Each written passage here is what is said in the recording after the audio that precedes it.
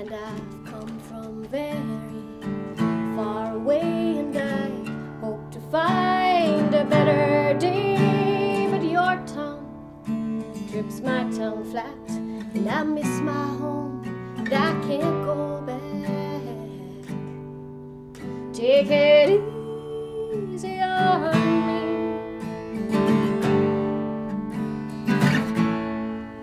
Take it easy on me.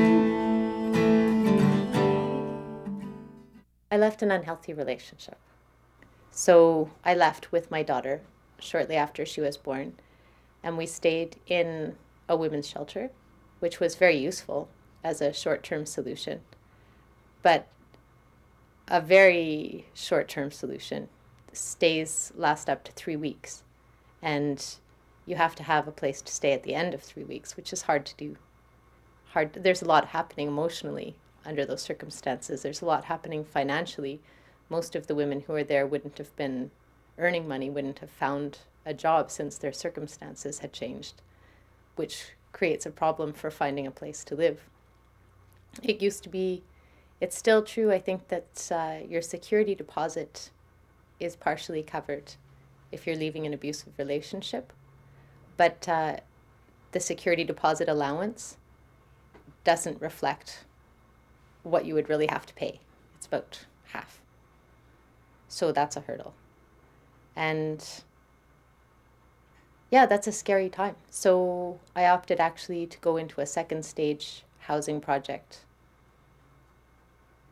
which was affiliated with the women's shelter, which bought us more time. And we found a place in a basement, and that worked out quite well, even though it was small and quite expensive initially, at least while I wasn't making much. That worked out well for a few years until we were evicted, actually, maybe 3 times. Not because of failure to pay or anything like that, but property values in the area where we were living had just gone up. And the landlord, understandably, wanted to capitalize on being able to charge higher rents. And he thought that he would be freer to do that if he started with new tenants and a new rental agreement, rather than bumping our rent up in increments. So he served us notice a few times. And then on the last time, he sort of did it properly according to the rules. And then we had 3 months to find somewhere new. And luckily, this co-op had a space, and so we moved straight into here. I think there's a lot of pressure for people to do things quickly, for women to leave. Once you've declared to yourself or spoken out loud that you're in an abusive relationship, then the next right thing to do is just to leave that relationship. And there's a lot of pressure on a woman to do that. For example, if you were to call the women's shelter or a counselor and talk about your situation, the counselor would be really likely to point out that just by staying in an abusive relationship, you're exposing your children to emotional abuse, which means you're an abusive parent, allowing your children to be emotionally abused.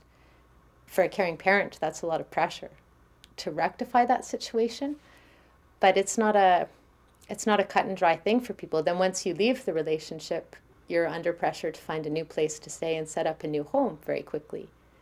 And as you do all of these things very quickly and in a big rush, it's easy